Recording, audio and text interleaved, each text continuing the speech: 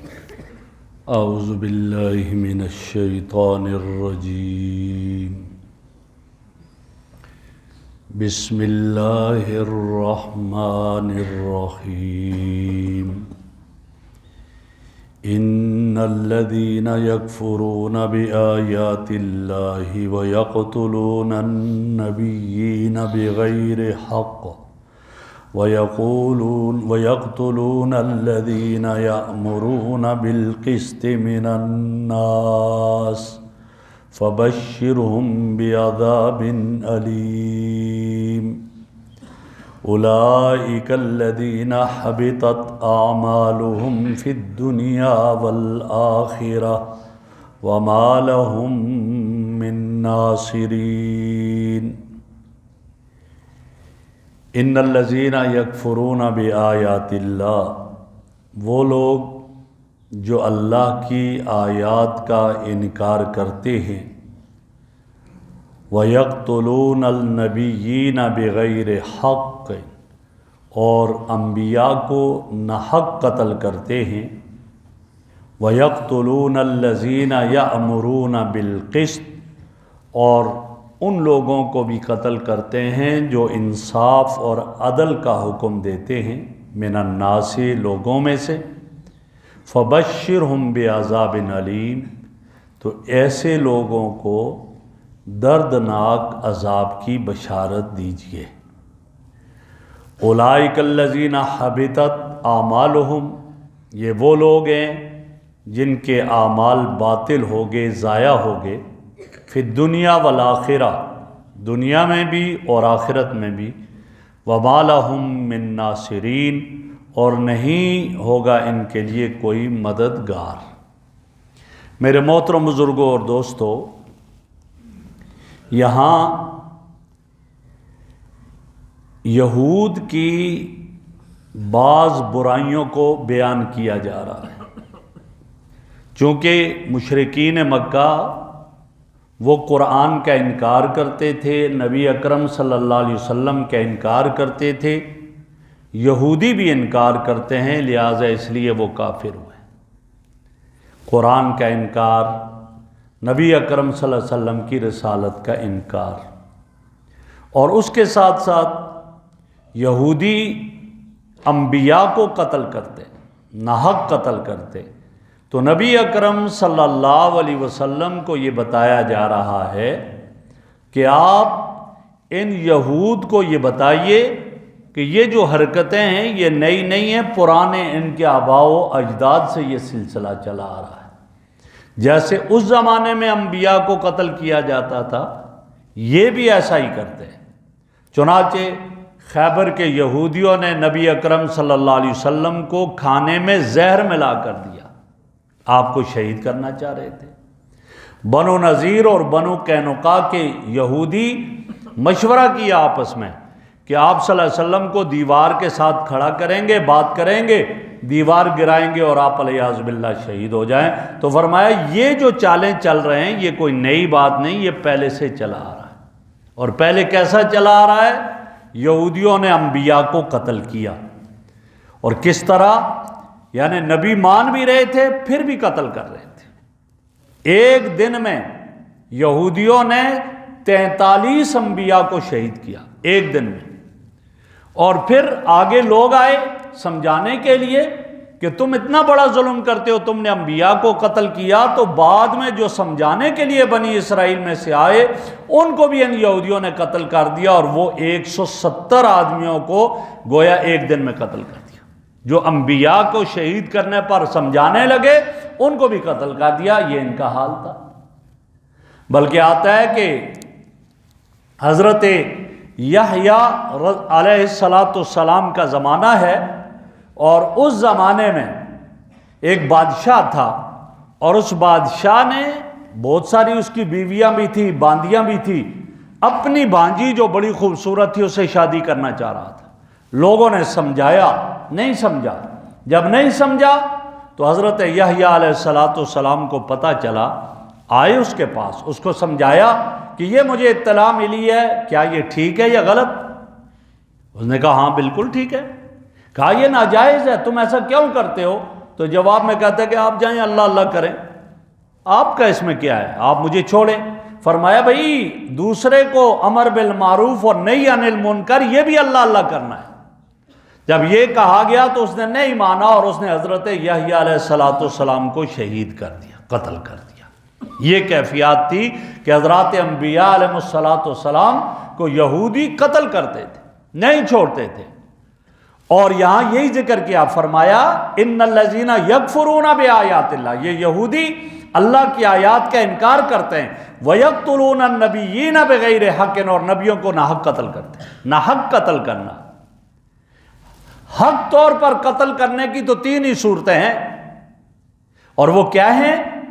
ایک آدمی ایمان لایا، الیاذ باللہ وہ مرتد ہو گیا، اسلام کو چھوڑ دیا، مرتد ہو گیا، تو شریعت نے کہا اس کو 3 دن کی مہلت دو اور سمجھاؤ۔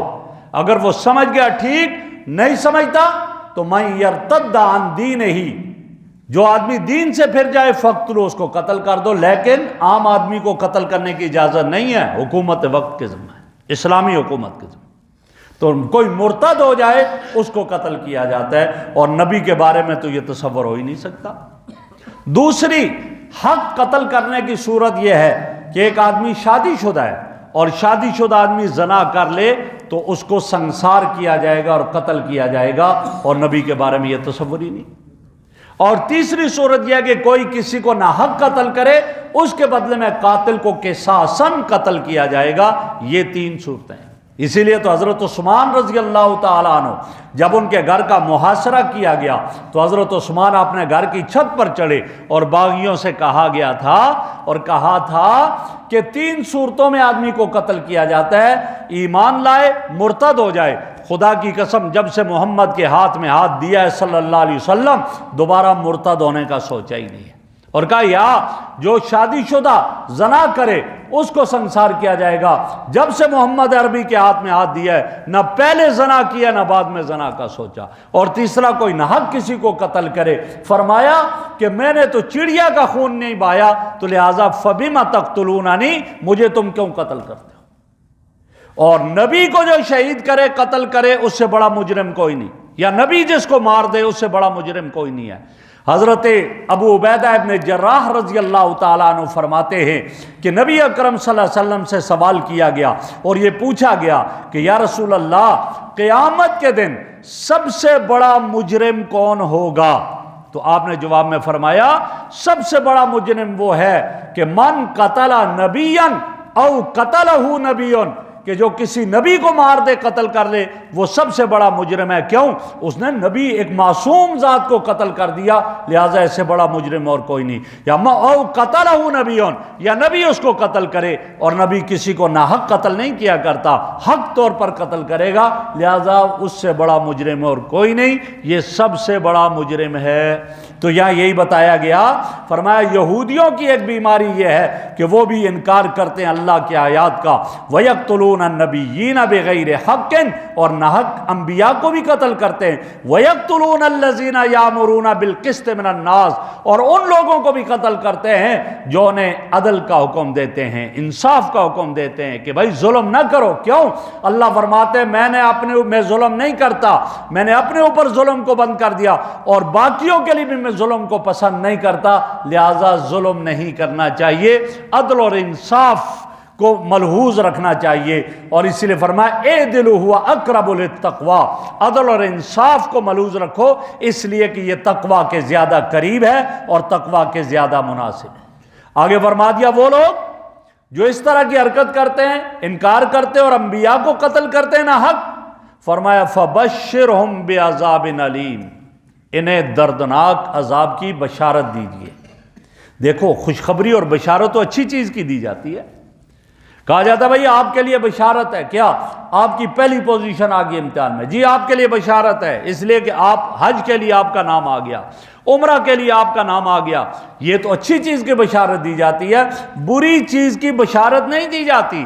لیکن اس کو عربی کی زبان میں کہتے ہیں تحکمن، کہ ان کا مذاق اڑایا جا رہا ہے کہ گویا تمہیں یہ بشارت عذاب کی دی جا رہی ہے، یہ حقیقت میں بشارت نہیں ہے، انہیں رسوا کیا جا رہا ہے، انہیں ذلیل کیا جا رہا ہے۔ فرمایا انہیں دردناک عذاب کی بشارت دیجئے، یعنی انہیں بتا دیجئے کہ تم وہ لوگ ہو جن کے لیے اللہ نے دردناک عذاب تیار کر دیا ہے، اور اللہ جس عذاب کو دردناک کہہ دے اس سے پھر اور کیا ہوگا سخت، یہ سب سے زیادہ سخت عذاب ہے۔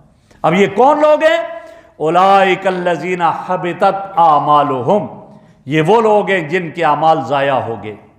دنیا میں اگر کوئی عمل کیے بھی تھے وہ ضائع۔ کیا ہے؟ آدمی کہتے ہیں یار یہ دیکھو یہ کافر کتنے اچھے کام کرتے ہیں کافر، یہ کہتے ہیں آج کل بھی لوگ، دیکھو جی یہ مسلمان ہو کر یہ فراڈ کر رہا ہے، یہ دھوکہ دے رہا ہے، یہ مسلمان ہے، اس کے پڑوس میں پڑوسی بھوک سے تڑپ رہا ہے، بچے بلک رہے ہیں، کچھ نہیں کرتا، اور کافر دیکھیے کتنا خرچہ کرتے ہیں، کیا کچھ کر رہے ہیں، لہٰذا وہ تو اچھے۔ نہ کافر کبھی اچھا نہیں ہو سکتا۔ کافر یہ کچھ کر رہا ہے، صلہ رحمی کرے، صدقہ کرے، کچھ بھی کرے، اس کا دنیا میں بھی یہ عمل ضائع ہے۔ دنیا میں کیوں ضائع ہے؟ کفر کی وجہ سے۔ دنیا میں اس کا عمل کیوں ضائع ہے؟ اس کا عمل کفر کی وجہ سے، ظلم کی وجہ سے ضائع ہے دنیا میں۔ اور اللہ نے تو اپنے نبی سے فرما دیا ہے لئن اشرکت لیحبطن عملک، نبی سے شرک کبھی سرزد نہیں ہوتا، لیکن فرمایا بالفرض و محال اگر ہو تو آپ کے اعمال سارے کے سارے ضائع ہو جائیں گے، حبط ہو جائیں گے۔ تو یہاں یہ کہہ دیا، اور اس کے مقابلے میں ایمان والا ٹھیک ہے، گناہ گار ہے، گناہ ہیں، لیکن کیا ہے وہ ایمان والا؟ اس کے دل میں ایمان تو ہے نا۔ اب ایمان ہے تو کس ایمان والا ہی تو جنت میں جائے گا۔ ٹھیک ہے گناہ کیے، گناہوں کی سزا بھگتنے کے بعد جنت میں جائے گا۔ اور بڑی پیاری مثال دی ہے، میں کئی دفعہ عرض کر چکا ہوں، فرمایا گناہگار ایمان والے کی مثال اس ہیرے کی طرح ہے کہ جو ہیرا گندی نالی میں پڑ گیا اور اوپر گندا پانی جا رہا ہے، اس کی چمک ختم ہو گئی، اس کی خوبصورتی ختم ہو گئی، ماند پڑ گئی اس گندی نالی میں جانے کی وجہ سے۔ لیکن اگر گندی نالی سے نکالو، ہاتھ میں رکھ کر کے انگلیوں میں پکڑ کر اوپر صاف پانی بہا لو، اس کی چمک دوبارہ لوٹ آئے گی۔ فرمایا یہ مومن یہ غلط انوائرمنٹ میں جا کر کے، گناہوں اور معصیات کے ماحول میں جا کر یہ اس ہیرے کی طرح ہو گیا، اس کی ایمان والی چمک ماند پڑ گئی ہے۔ لیکن اس کو اگر اچھے ماحول میں لایا جائے، توبہ اور استغفار کا پانی اوپر بہائے گا تو اس کی چمک دوبارہ لوٹ آئے گی جیسے پہلے تھی۔ تو کافروں کے بارے میں فرمایا وہ ہیں کہ دنیا میں بھی ان کے اعمال ضائع اور حبط، والآخرہ اور آخرت میں بھی حبط اور ضائع ہیں۔ کیوں؟ آخرت میں تو کوئی ان کو ثواب ہی نہیں ملے گا۔ ثواب کے لیے شرط کیا ہے؟ ایمان شرط ہے، اور نہیں ہے ان کے لیے وَمَا لَهُم مِّن نَاصِرِينَ، اور کوئی مددگار بھی نہیں ہوگا۔ جب اللہ کی طرف سے ان پر عذاب آئے گا تو اللہ کے عذاب سے کوئی بچا نہیں سکے گا، نہ مال و دولت بچا سکے گی، نہ رشتہ دار بچا سکیں گے، نہ کوئی سفارش بچا سکے گی، اور اس طرح وہ جہنم کی آگ میں جلیں گے۔ اللہ رب العزت سے دعا ہے اللہ ہمیں آخرت کی تیاری کی توفیق عطا فرمائے۔